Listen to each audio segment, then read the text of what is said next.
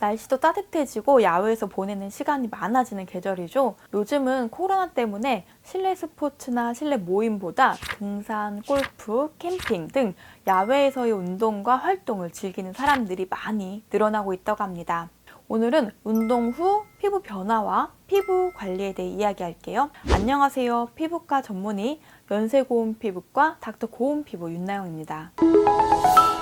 야외에서 온종일 햇빛을 오래 받으면 피부 온도가 올라가고 심할 경우 일광 화상도 입고 피부가 붉어지고 장기적으로는 기미와 주근깨도 많아지고 자외선에 의한 노화 반응도 발생할 수 있습니다. 피부는 외부 환경과 에너지 교환을 통해 추운 날과 더운 날 피부 온도가 다르며 기온에 따라 31도에서 38도 정도의 변화를 보입니다. 더운 환경에 있거나 격렬한 운동을 하게 되면 피부 혈류량이 증가하여 피부로의 열 전달이 급격히 늘어나고 피부의 온도가 올라가게 됩니다. 이러한 열 스트레스가 커지면 땀 분비와 수분 증발을 통해 피부 온도가 다시 내려가게 됩니다. 하지만 대부분 심부 온도는 36도에서 37도 정도로 동일하게 유지됩니다. 따라서 피부 온도가 올라가면 땀 분비가 많아지고 또한 피지의 분비 또한 많아진다고 생각하시면 됩니다. 따라서 운동을 하면 땀과 피지 분비량이 늘어나기 때문에 여드름도 심해지고 피부 트러블이 발생하기도 합니다. 열과 여러 가지 자극, 피부 장벽의 손상으로 의해 기존에 있던 아토피 피부염, 자극 피부염, 주사 피부염 등의 피부 질환도 더 나빠질 수 있고요. 운동에 따른 피부의 변화와 야외 활동 후 자극받은 피부 상태를 잘 되돌리기 위한 애프터 케어의 방법에 대해 알아볼게요. 첫 번째, 땀을 흘린 만큼 충분한 수분 섭취를 한다. 땀을 흘린다고 피부가 급격하게 바로 건조해지거나 큰 문제가 생기진 않지만 과도하게 땀을 흘린다면 탈수 증상이 생기지 않도록 충분한 양의 수분을 섭취해 주는 것이 건강 유지와 열로 인한 항상성 유지에 도움이 됩니다. 두 번째, 운동 시에는 땀이 잘 흡수되고 통풍이 잘 되는 옷을 입는다. 꽉 끼는 옷이나 땀에 젖은 옷이 피부에 자꾸 쓸린다면 피부 자극이 될 수 있습니다.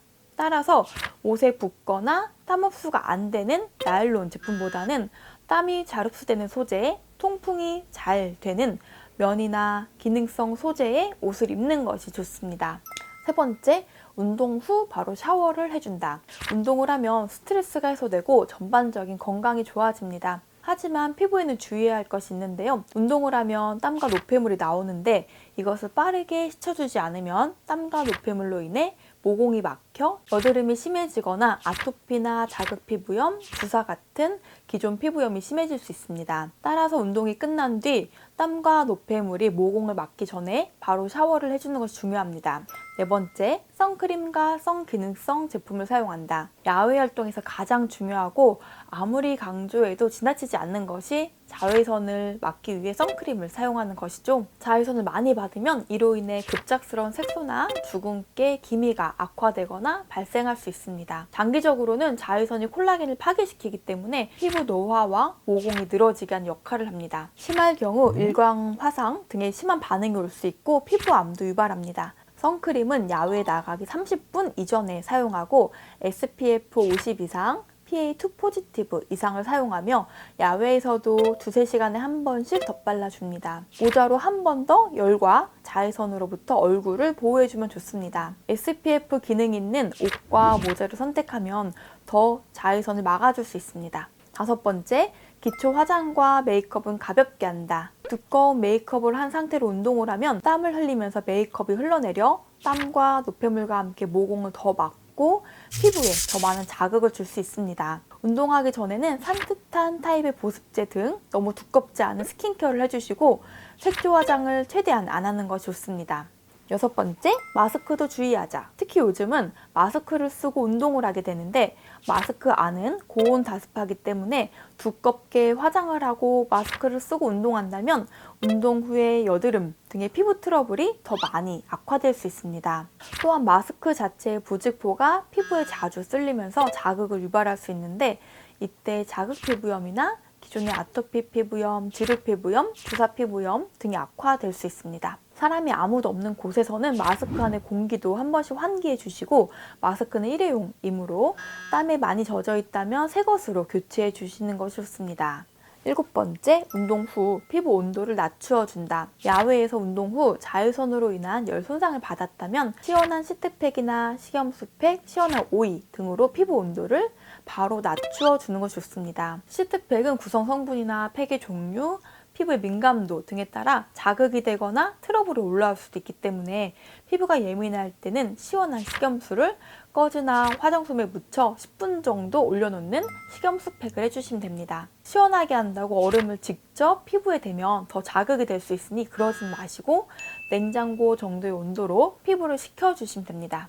8번째, 자극이 적은 클렌징과 기초 제품을 사용한다. 운동 후 피부가 열 손상이나 미세한 자극을 받았다면 약산성 저자극 클렌저로 피부에 손상이 없도록 세안하고 피부 장벽용 보습제를 통해 보습을 해줍니다. 야외에서 운동을 하고 나면 피부 분비가 많아지고 유분이 많아질 수 있습니다. 이때 꾸덕한 유형의 피부 보습력이 강한 제품을 쓴다면 여드름이 더 많아질 수 있습니다. 따라서 모공을 막지 않는 가볍고 산뜻한 제형의 기초 제품을 쓰는 걸 좋겠습니다. 피부가 햇볕이나 땀에 의해 자극이 많이 되어 있는 상태라면 약산성 순한 클렌저의 사용이 중요하고 스크럽과 때밀이 자극이 되는 강한 스킨의 사용, 기능성 제품의 사용을 당분간 피해줍니다. 선크림도 화학 성분이 없는 물리적 선크림을 사용하시고 심할 경우에는 피부과에서 진정치료를 받으실 수 있습니다. 시원한 알로에 겔은 대부분 피부 자극 없이 피부 진정에 도움이 됩니다.